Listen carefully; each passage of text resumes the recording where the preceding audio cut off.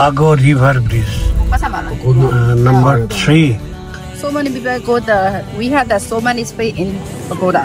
Yeah. দেখুন এখন বোধহয় দেখতে আরো সুবিধা হচ্ছে। হ্যাঁ, বিদেশি পর্যটকদের জন্য অবশ্যই যে ফেরি আছে সেখানে লাইফ জ্যাকেট পাওয়া যায়। আর এটি একটি বড় ইয়েলে প্যাগোডা হলো ইয়াঙ্গুনের কাছে কায়ুকথান শহরে অবস্থিত একটি ঐতিহাসিক বৌদ্ধ মন্দির। ইয়াঙ্গুন থেকে এটি প্রায় 1 ঘন্টা ড্রাইভে যাওয়া যায়। কিংবদন্তি অনুসারে এটি 3য় শতাব্দীতে রাজা জেসানা দ্বারা নির্মিত হয়েছিল। বাগো রিভার ব্রিজ, নাম্বার 3। এই বাগো রিভার ব্রিজ টোল প্লাজা।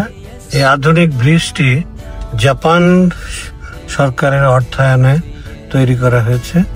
দেখতে পাচ্ছেন একটি লোহার ব্রিজ, এটা চীন সরকার নির্মাণ করেছে।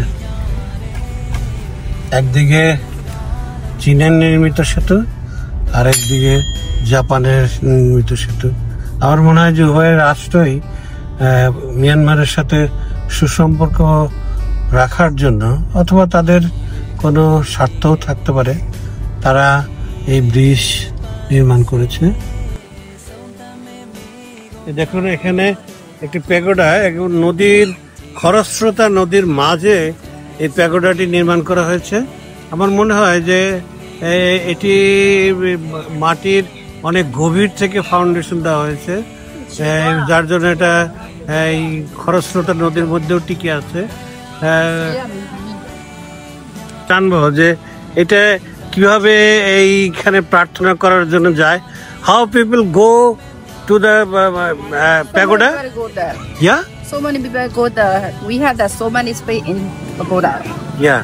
Now we have the first this little female is wow, it's increase the water. Yeah. How many increase the water? Not cover the Pagoda. They go here with boat. Yeah, we go. Yeah. Many people go there. Yeah, but so many people will go there. Yeah. For prayer. For prayer. আপনাদের ভালোভাবে দেখানোর জন্য আমি একটা বিশেষ পন্থা অবলম্বন করে হাত দিয়ে এটার ভিতরে ঢুকে গেলাম। এই যে দেখুন এখন বোধহয় দেখতে আরো সুবিধা হচ্ছে। হ্যাঁ, দেখুন এই যে এখানে কিন্তু পানির তীব্র স্রোত, এই স্রোতের মধ্যেই তারা এখানে চলে যায়।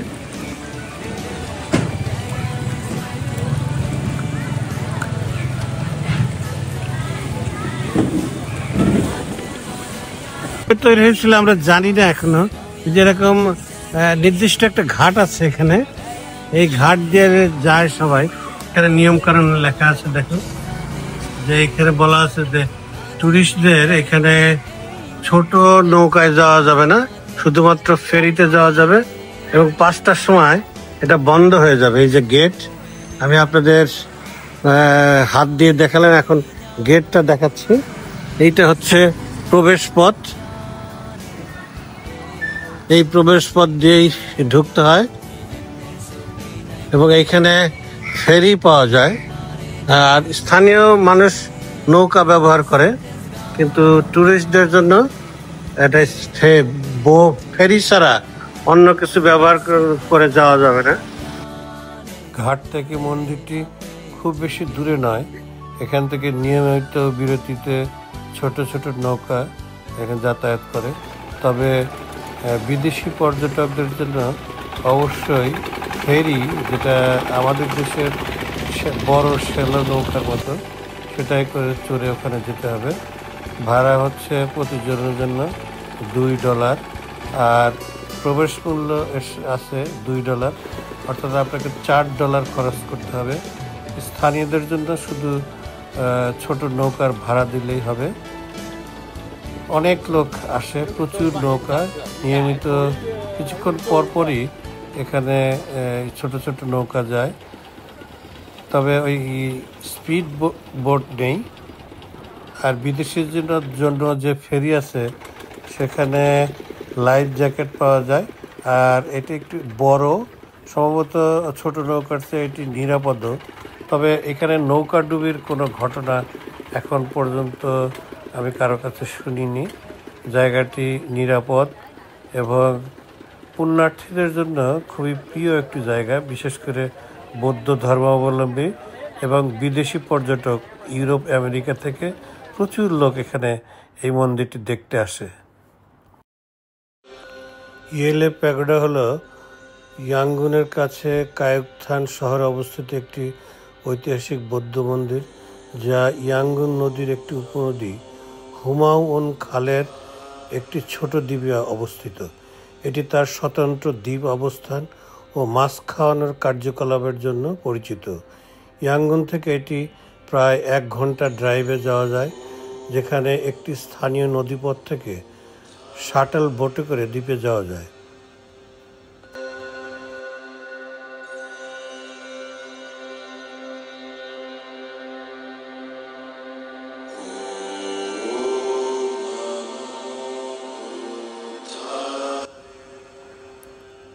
কিংবদন্তি অনুসারে এটি 3য় শতাব্দীতে রাজা জেসানা দ্বারা নির্মিত হয়েছিল।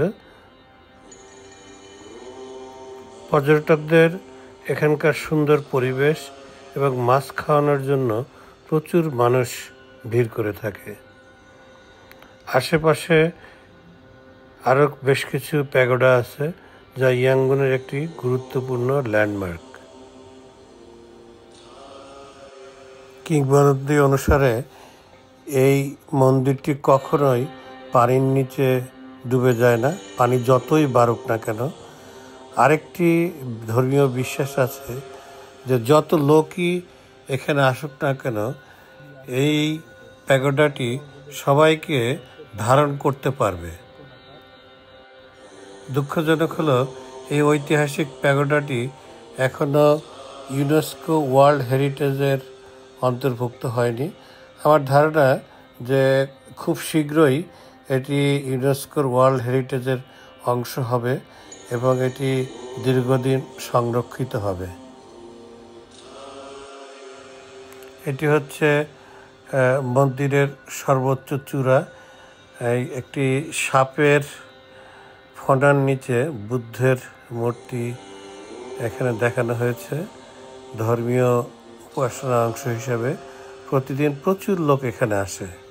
যানবাহন দেখুন, মোটর সাইকেলের মাধ্যমে তৈরি করা হয়েছে। এই যানবাহনটি সর্বত্র এটি ব্যবহৃত হয়।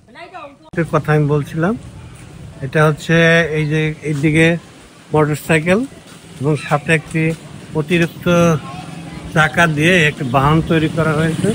স্থানীয়ভাবে এই বাহনটি খুব ব্যবহৃত হয় মাল পরিবহনের জন্য, যাত্রী পরিবহন।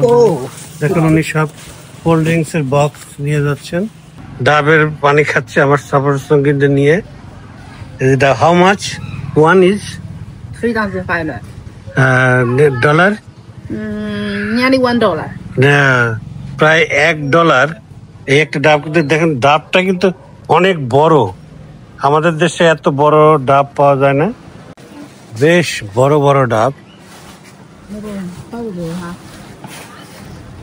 সে ডাবের মাঝের যে নরম শ্বাস সেটাও খাচ্ছে। And this temple is a Hindu temple. This Asian and this 100-year over. This temple is. Is there any Hindu community? Yeah, in Myanmar, Hindu community. Hindu community. Yeah. How much percentage in Hindu in Myanmar? Little. There's a lot of people. We have many. Yeah. So many have So the number of more is Muslims or Hindus? Yeah, Muslim Hindu. Hindu more. I think not sure. আমরা এই হিন্দু মন্দিরের ভিতরে যাচ্ছি, দেখি এর ভিতরে কি আছে। মায়ানমারে একসময় অনেক মুসলমান হিন্দু ছিল, মুসলমানও ছিল। তৎকালীন অবিভক্ত ভারতে অনেক ভারতীয় এখানে স্থায়ীভাবে বসবাস করত। 1962 সালে জেনারেল নেউইন এই ভারত খেদাও ভারতীয় খেদাও, এরকম একটি আন্দোলন করেছিল। তারপর থেকে মুসলিম এবং হিন্দু, ভারতীয় মুসলিম এবং হিন্দু, তাদের সংখ্যা একবারে কমে যায়। বলা হয় থাকে যে ভারত সরকার বড় বড় 5টি জাহাজ পাঠিয়ে দিয়েছিল ভারতীয়দের জন্য। এরপরে অনেকে স্থলপথে মিজোরাম হয়ে, ত্রিপুরা হয়ে তারা মাতৃভূমিতে ফিরে যায়। তবে এখনো বেশ কিছু সংখ্যক হিন্দু রয়ে গেছে এবং তাদেরই একটি টেম্পল আমি আজকে ভ্রমণ করতে এসেছি। What is the name of this temple? Do you know? Yeah? Pilekha temple. Yeah yeah, Pilekha টেম্পলে আমরা এখন ঢুকছি। চলুন দেখি টেম্পলটি কেমন, অনেক প্রাচীন।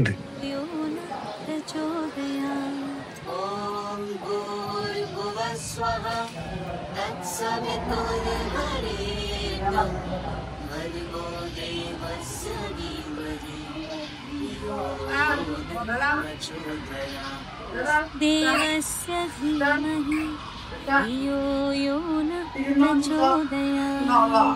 Oh, photography is not allowed. Oh.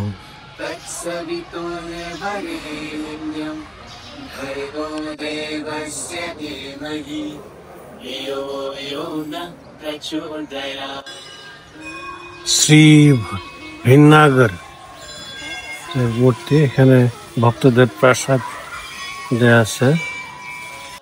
ভেতর থেকে যদি আমরা মন্দিরটা দেখি, অনেক বড় এবং উঁচু।